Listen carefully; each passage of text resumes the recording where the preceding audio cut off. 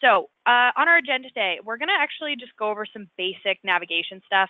Really, the point of today's webinar is really just super simple, high-level navigation, dashboards, time tracking, and function point. And then we'll leave a few extra minutes at the end just to answer some extra questions that maybe have come up.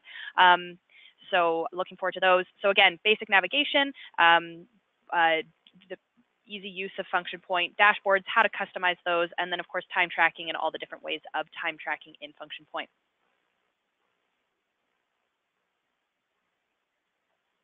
Questions. If you have any questions, please feel free to put them through the question chat box. My lovely co-presenter, Laura, will be answering them in the background as we go through today. Of course, if there's any questions that we feel are a little more specific to you and your team and your specific workflows, we might actually ask that we schedule a call outside of the webinar for another time so that we can really dig deeper into those. Sometimes, you know, just a lot of follow-up questions are really needed with those sorts of things. So please be patient with us if we do have to schedule something later on for you. Outside of this webinar, we do still have lots of other skill development tools, resources, places that you can put your wish list to our product team, as well as, of course, our referral program. So I'll point all that out to you once we are in our next screen, once we get into the system so that you're aware of where all that lives. And then, of course, our next session. So we're going to be holding these open office webinars around once a month. Really, the use of them is for a lot of kind of the end users or basic users within the system, just to make sure that you're comfortable with easy navigation as well as any other items that you are maybe just having trouble finding and how we can maybe assist you with those sorts of things. So yeah, our next one will be December 13th. So just a little over a month from now. All right, and actually, Laura, I should check in. Are you able to hear me okay over there? I know that you were saying you were having some trouble with your headset earlier, so I should check in. Yeah, no, you sound great. Okay, awesome, thank you. Giving me the big thumbs up over there, I love it. Okay, awesome. So again, thanks again, everyone, for joining us today. What we have, I've now pulled up my demo system. Sorry, I guess, Laura, I should check. You're able to see my screen, right? Yep, everything looks great. Okay, awesome. Thank you. Okay, cool. So again, basic navigation in the system. I'm hoping that everyone that is joining us today, you've had a chance to log into your function point system for the first time. Of course, every time you log in, you're automatically going to land on your function point dashboard here. And of course, we're about to dig into the customization of the dashboard. But what I have up here right now, of course, is just our basic classic dashboard here. It's the default. It's what we have found over the years has been the most commonly used by ourselves as well as our customers.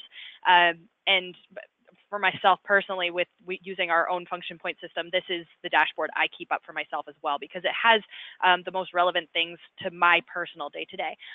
But again, we will go over the customization of that in just a few minutes. What I do want to start by pointing out, of course, is, again, the navigation. So when you are in your function point system, we have a few main things here. And the first being this main navigation bar up here. Depending on your role at your agency, you might see more, you might see less. And that's just something important to keep note of.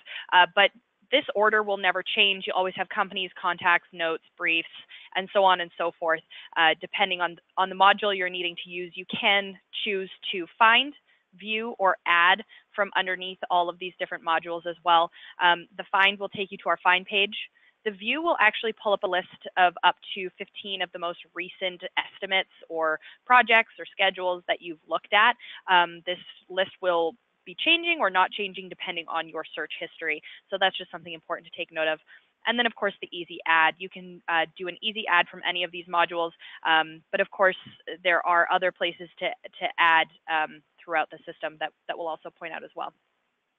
Now, something I always like to kind of point out is actually through these finds. So I'm going to do just a simple company find today for you. So through any of the finds, it will bring you to our find page. You will also notice that we have been making some UI updates recently. It hasn't been put into all of the modules quite yet, but it is here on the company find page, and that's why I wanted to start by doing our company find in here for you today. So within here, you can search by any specific filters that you might think that you need to search by. Something that we always like to take note of course, is the company type. So maybe if you're needing to pull up a list of all of your clients or your prospects or even your vendors, depending on certain items, you can filter by those and pull specific lists for that as well. So just for our example today, something I always, we've just come off of Halloween. I don't know if everyone else is kind of feeling the sugar low like I am today, but definitely the next most exciting thing will be Christmas for us Canadians, at least. I know all of the American clients that we have, you guys still have Thanksgiving to look forward to. But for our example, what we want to do is start preparing our Christmas cards that we're going to send out to all of our clients. So I'm going to actually do a filter by clients, and you can sort by like specific countries if you want. There are the options in here. You can filter by like maybe whoever the AE is for those specific clients, so that your AEs can be the ones that are sending out those Christmas cards. But just for our sake today, I'm searching by all active clients. We're going to just do a find company. And this will now pull up a list of all of our clients that are currently active and living in the system. Now, when you are in all of these different modules, I'm looking at this list and it's like, this is great, but because I'm preparing Christmas cards, it'd be really handy if I could just have all their addresses up, because in a list, and I can just print that off and I can go about doing what I need. And you can actually do that through this manage columns option up here in the top right hand corner. So through this manage columns, you can pick and choose what columns and information is being seen and shared on this page. Now, this is specific to only your account, so you don't need to worry that if you were to make some changes that it would affect anyone else's account. Everything is specific to yours, so don't worry about that. Customize this how you would like it to appear every time you're pulling some of these lists. So go ahead, have some fun, play around with this. Again, for our example today, I'm going to get rid of fax because honestly, I don't think I know anyone that uses a fax number anymore. It's one of those things we kind of keep just for the sake of keeping it. I'm going to get rid of it. Actually, no, I'll keep the AE. And then what I need is just the address and the city and the country today. And then what you can actually do is reorganize this as you need as well. So I'm going to move the edit down to the end, maybe put the web there, and the AE, I'll just put that. You know what, I'll put that down at the end as well. And then whenever you're ready, you can save the columns. So now I've got this great list of all the addresses, the city, the country, who the AE is, and we've got this in just one long list. Something else I always like to point out here is you can actually sort by these different company headers as well. So for our sake today, I'm just going to alphabetize everything so that it's easy. But you could also sort, say, by country or the AE or company status if you want. Of course, we've searched by only one specific company status, so there probably won't be much use in that, but you definitely can if you need. Something I do always like to just mention, though, is that once you have one sort through, it will always hold that first sort if you were to try and organize by a second sort. So if I now were trying to organize by AE, you'll notice that this isn't changing. That's because it's still holding this sort first. So if you ever find that that's kind of happening, just clear sort and start again by what you're actually hoping to be able to pull by. So just something to take note of. Now, once you have this perfect list for you, you do have a couple of options. You can either choose to print, so that'll just print as a simple list for you, or you can actually export it into a CSV or Excel document. With the CSV, you'll see either the option to export the current view, so that is what we've organized here with the list now, or you can export all data for yourselves. So that'll export absolutely everything related to these companies. So it's a lot of information if you're not wanting that much. So yeah. All right, now before I move on to the next thing, Laura, I'm just going to check in with you. Any questions, or is there anything that you feel like I should touch on? No, that sounds great. Not too many questions so far. I've been able to answer most of them kind of behind the scenes, but I will let you know. Yeah, awesome. And if there's anything that you feel, even though you've answered it, but everyone else maybe would benefit from hearing it, just pipe up. You're making eye contact with me right now, so it's easy for you to distract me if needed. Okay, cool. So And now, of course, we have other people in the office now laughing at me. This is great. Okay, so next thing I'm going to just point out when it comes to some of the basic navigation is actually some of these items up here in the top right. So if you at any point are wanting to just get back to your dashboard, you can easily click this FP and it will navigate you directly back to your dashboard. You know, anytime I don't know if anyone else experiences this and you just need to get back to the home page, it's good to know how you can easily do that. Another one is you'll see the function point up here in my banner, but you'll probably notice your own logo happening up there. If you were to click that, that will also navigate you back to your dashboard for your use. So the next item I'm wanting to touch on is the dashboard itself and being able to customize this for you. So depending on what your role is and the information you need to see when you log into your function point, you can easily customize this dashboard. So that's actually through this dial up here in the top right hand corner of your system. And you can have as many dashboards as you want. The system will always just pick up on the last one that you clicked on to be the one that it will show when you first log in. So for me, it's the classic, but I also have 3 other dashboards that we can navigate between here. But what we want to do is actually customize the dashboard. So we're just going to come in. And it's actually a pretty easy 4-step process, of course, first by choosing a layout. So we're actually going to create a new one. We're going to give it a name. So today it's going to be Open Office Webinar. And then what you do is you'll choose a layout. So in here, you can actually come in and just pick any of the layout options that you want. We have everything from just using one tile, if you're just wanting one large tile with your calendar on it, all the way to what my colleague calls the 6-pack. This is the largest number of tiles that you can choose from. And something I will point out is that in some of these tiles, you can't have the exact same thing in more than one tile, but you can have up to 6 tiles. So for our example today, let's just go with this one. And what I'm going to want is I want a list of all my tasks and dues, you know what? I'm actually going to go with this one because all I really need is my timesheets as well as my tasks and to-dos. We're just going to keep it a super simple tile organization today. So whenever we're ready, we can save and close.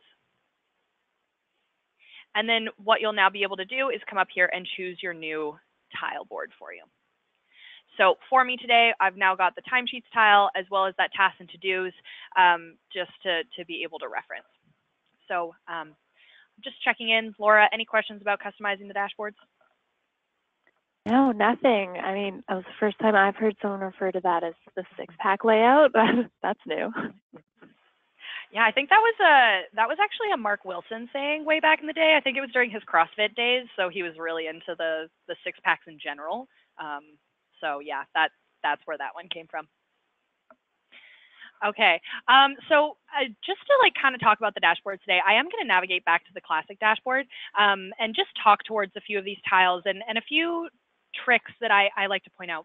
The first one being this jobs tile. So when you're looking at this jobs tile, it will pull a list of all of the active jobs within your system. And what you're going to notice, this is a little trick that I always like to point out, is this My column over here. So with this My column, you can actually highlight specific jobs that you know you are working on and then filter by them for you directly on your dashboard, just so for easy reference, easy time tracking. It's just a little trick that I personally find useful because you know a lot of agencies that we work with, they can have up to 200 jobs that would be active at a single time, and you don't necessarily need to see all of them because you're not working on all of them at that time with other individuals. You might only need to be aware of 20 of them. So if you're ever wanting to, you can come here and click through those individual jobs that you know you need to be a part of. If you have been listed as a contact on that job already, it will automatically be checked off for you. So that's just something important to take note of. And then what you're able to do is actually just filter by My Jobs up here, and then it will pull that smaller list for you. So you can see the ones highlighted that I just chose, as well as this kind of grayed out one. That's because that's one that I'm already listed as a job contact on here. Of course, pin notes, this is always important. I don't have any examples in here right now, but of course, any notes that have been pinned to you will start to list out here. and you have that easy reference directly on your dashboard as well. And then, of course, the tasks and to-dos. So as tasks are assigned to you, they will appear in this tile down here as well. You have some filtering options down here. You can do assign to me, assign to my role, even the tasks that you have assigned yourself. For myself, I always keep the assign to me open so that I see what specifically I'm needing to work on at any given time, and even sorting by the due date. As of course this list gets longer, you might need to just put your items that are overdue or due today closer to the top. What we have here is I just like to point out these colors for you. If your task is overdue, the date will be highlighted in red. If it's due today, it will be bolded, and if it's due in the future, it will still remain normal. So just those items are there for you to know what's going on. All right, now before I dive into the time tracking, Laura, just checking in with you one more time. Yeah, no new questions here. That all looks good to me. What's your favorite tile, Laura? Like, is there something I should point out that's your favorite tile? No, my favorite is actually the tasks and to-dos tile. I love the filters. I think showing the open and overdue is always a game changer because unfortunately people do tend to play catch up. I know I do. Yeah, and I guess something else I should point out when it comes to the tasks and to-dos tile is this drop down here and all the different options for more filtering. You know, if you do have an overwhelming number of tasks on your plate, you can even filter by what's due soon, like due in the next 7 days, just for your use. So there's lots of other filtering options in here as well. Alrighty then. So let's dive into time tracking next. Of course, there's always really the importance of time tracking in your function point system. You know, make sure that you chat with your supervisors or whoever the function point prime is at your agency, because they'll be able to tell you on, of course, if there is a plan for you to time track before you just start time tracking. But there is always the importance of just tracking that time so that they can see where you guys are being profitable or if someone's needing extra help because it's taking longer than it should to work on specific items. So definitely complete transparency is something I am a full advocate for, especially in here. It's really only going to benefit everyone. So please time track, and hopefully I'll be able to show you a few things to help make that easier for you today. So what I do recommend is always leaving a timesheet tile on your dashboard because it will make it easier to time track rather than having to come up here to add timesheet or any of the other items. It's just easy to just navigate back to your dashboard and track your time as you need. So there's two ways of tracking time directly in here, and that's through the time clock or the duration. So with the time clock, you can easily just click start and it will start just clicking away for you, and that will allow you to maybe like leave your desk, go work on what you need to work on, and then of course as you need to, you can come back, click stop, and then the duration will actually automatically fill in for you. Now of course, if you know that you've already like walked away and done something for the last 2 hours, you can still come in here, fill in the 2 hours, and then it will track that 2 hours for you. Something I will also point out is these blue lines. If you see these blue lines anywhere, that does represent that the field is mandatory for filling out before you can move forward. So you will need to then choose your job and your service, those items that you were working on for this time tracking. So for the job, if you already know the job that you were working on, you could partially type in the name, tab out, and it will either fill in for you or produce a smaller list. So if we were to do Safeway and tab out, it now will pull up all those different Safeway items that I'm working on. And I know that what I was working on was for the entrance signs. And then you would go ahead and choose the service. So what specifically you were doing for that job for that 2 hours. So was it design, copywriting, or production? So for today, I know it was design. And then of course, if there's any open or assigned tasks related to this service that are assigned to you, those will also be available in the task dropdown. But this isn't mandatory, so not always necessary to fill in. And there's actually faster ways of tracking time to your tasks that I'll show you shortly. And then, of course, the description field, again, not a mandatory field, but I always recommend filling it in if you can. It just kind of gives that extra layer of just what you were working on, and even it's a good reference for yourself later on to know what was happening. So designed the new logo for the signs. And then whenever you're ready, you can just click submit.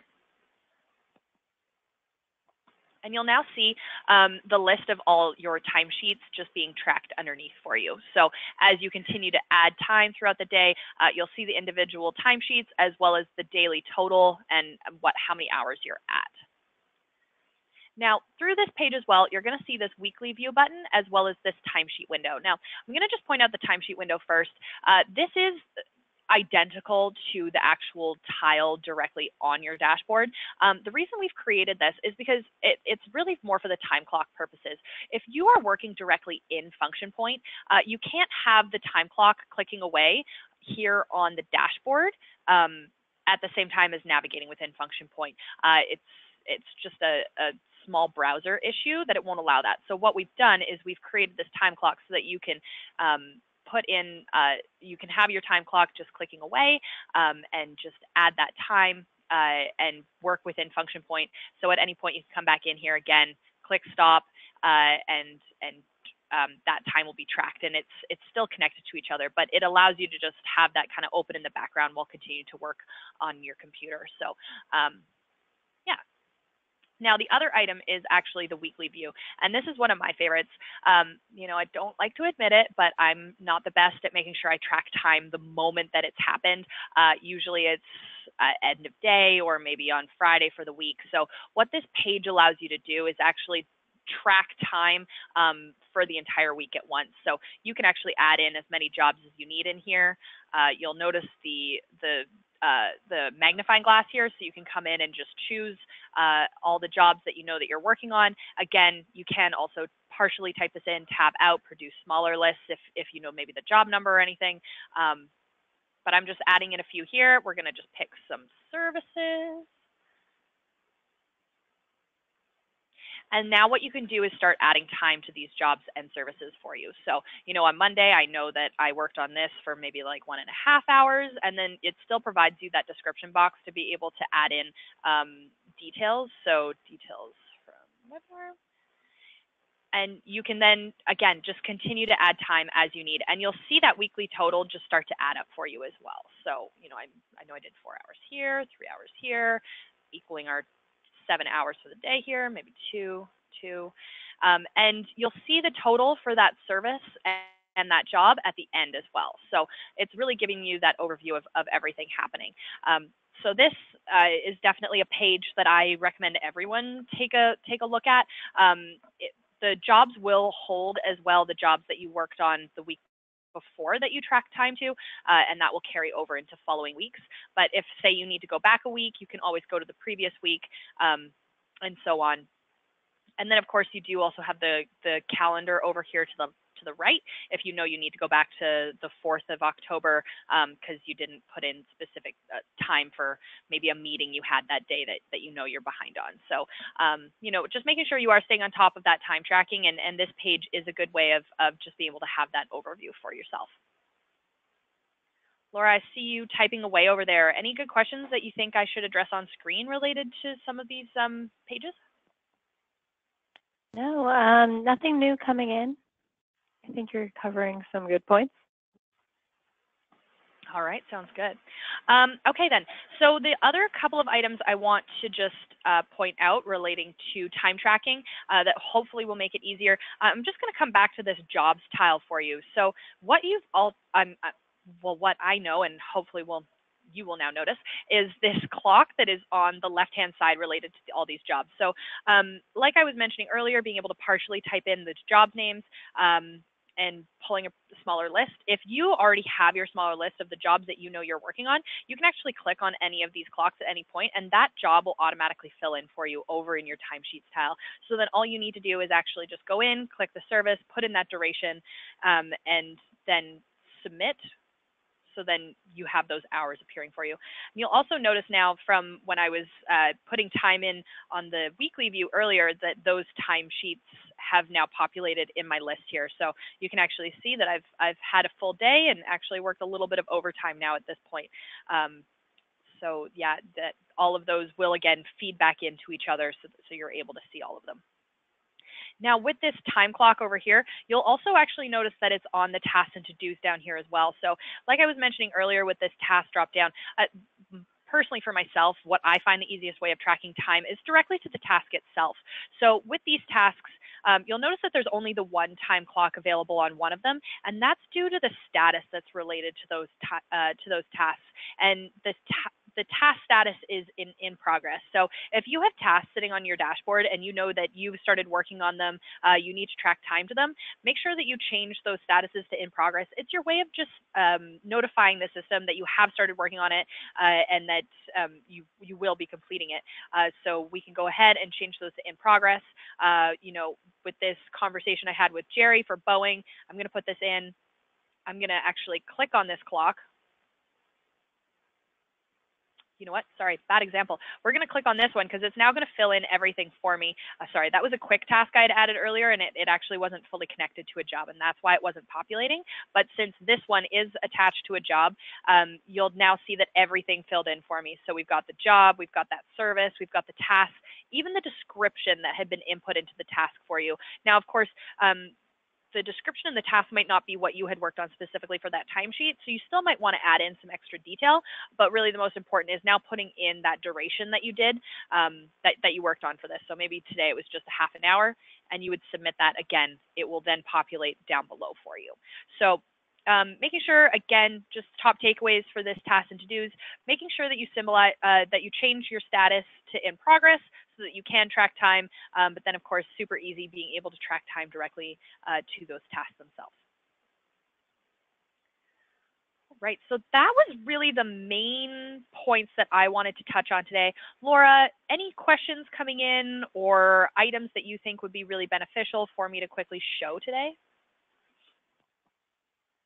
No new questions coming in, and I'm sorry, off the top of my head, I don't have anything else to add. And that's totally fine. Again, this was really just supposed to be basic navigation today. So I'm glad that we were able to touch on all of those. If anyone has any follow-up questions, please feel free to keep typing them into the questions box or reach out to our success team at success@functionpoint.com. We are here to help and support and with any additional training or needs that you might have. Before we leave today, though, something I do want to quickly just touch on is this information icon up here in the top right-hand corner of your system. This is where you can find any additional resources that you think you might need. Again, reach out to us if there's anything we can help you with, but I do like to sleep sometimes. So if for some reason you're up working at a late hour and you're unable to reach one of us, we do have some great resources available to you. So coming into our training page here, we have what is my personal favorite is this library, the mothership of how-tos. And this is just everything relating to the system, step-by-steps, with screenshots available to you. It's all organized by specific topics. So come in here, take a look. This really is great. Also through here is we do record all of our webinars that we host. So feel free to come in here, take a look at those webinars. They're all around, well, like 45 minutes to an hour. So, you know, making sure you do have time to watch those, but they're all specific to specific modules or functionality within the system. So depending on what you're looking at, hopefully that will be available to you. The last two main items, of course, is contact support. Our support team is great. If it's more training related, please reach out to our success team. But if you run into error messages or anything that you think seems buggy in the system, let our support team know. They're really great at troubleshooting and figuring those out pretty quickly. And then, of course, submitting an idea. So if there's anything that you feel the system would really benefit from having, or it would be on your wish list or your dream board, submit that through there. That will go directly to our product team for consideration for future updates. So always something good to check out. Also through there, you can see what other people have submitted as well, and you can vote on them. So that's always good just to reinforce what yourselves and what other customers would like to see in the system. So don't hesitate to go check that out as well. All right, so we'll stay on the line for another couple of minutes, just answering any questions as they come in. But again, thank you everyone for coming and joining us today. The next open office will be December 13th, but we will also be hosting schedules and task creation webinar on November 15th. That will be with Jessica Bird, who will be hosting that. Yeah, so we hope to see you all again at future webinars. Thanks for joining. And Laura, thank you for co-piloting with me today. It's always a pleasure having you on. Anytime. Okay, awesome. Thank you, everyone.